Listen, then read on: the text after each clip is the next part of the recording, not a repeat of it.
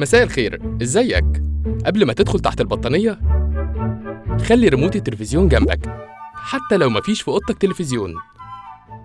برضو قبل البطانية اشرب مية وادخل الحمام علشان ما تسيبش احتمال ولو 1% انك تقوم من تحت البطانية.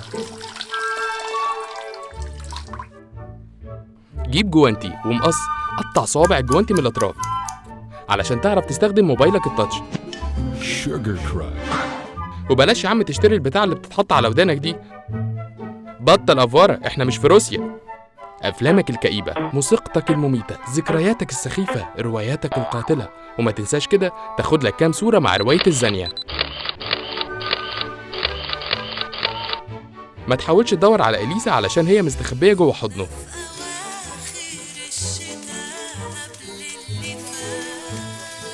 حضر شال فلسطين، ماسك الغاز، ازازه الخل، واقعد بقى كده اتفرج على الثوره في التلفزيون.